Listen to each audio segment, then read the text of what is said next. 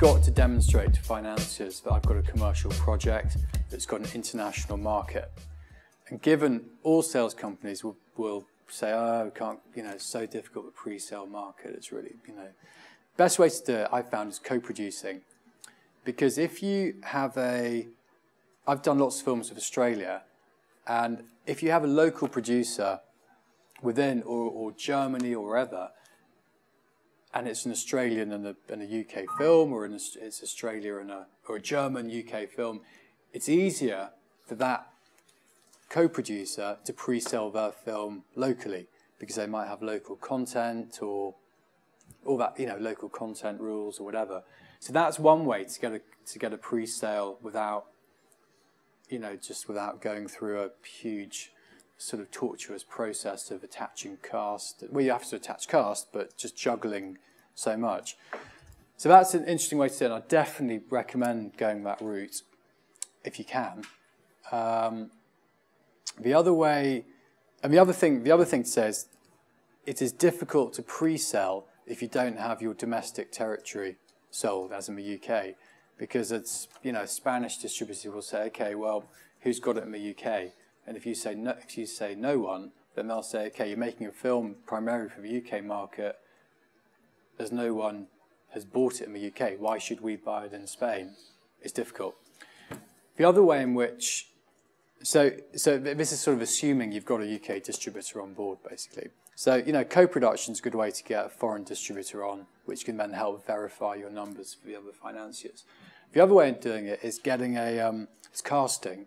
And actually on Twist, which I'm going to talk about in a minute, one of the ways we have to achieve a German pre-sale on Twist for it to work. So we've got a German co-producer on, going to shoot a bit of it in Germany, and we'll probably put a German cast member on it as well, which will help with a German pre-sale. So I'm not advocating sort of making a filmic El Dorado with kind of, everyone, doing a sort of Euro pudding. But if you want a key pre-sale in there, which you'll need for a lot of commercial movies, then it's quite good having a co-producing partner.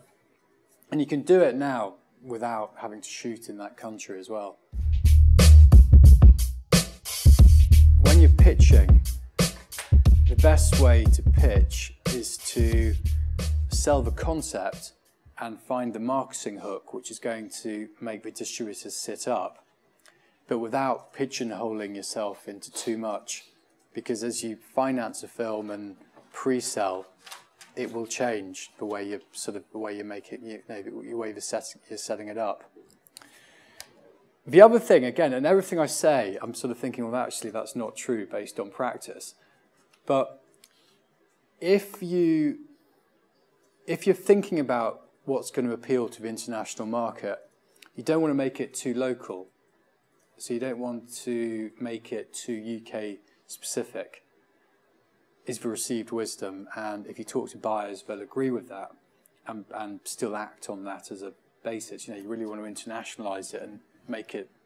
But then I'd kind of, on the other hand, I'd sort of argue in a way that people like very local stories, even that then can communicate and resonate within the world. They like being in film. It's great being in a world that is a specific community. Like I made a film called Oyster Farmer about 8 years ago in Australia, set in a little oyster farming community in Australia, and that was, people liked it, and it did well internationally, and was a huge, did a lot of business in Australia. And like Waking Ned, you get that sense of community is good. But a distributor who are always looking for reasons not to buy your film will say, oh God, it's too locally specific and whatever. So you've got to assume that when you pitch, they're not looking for reasons to make your film, they're looking for reasons to knock it back. So the more answers you can have to counter some of the arguments, the better, really.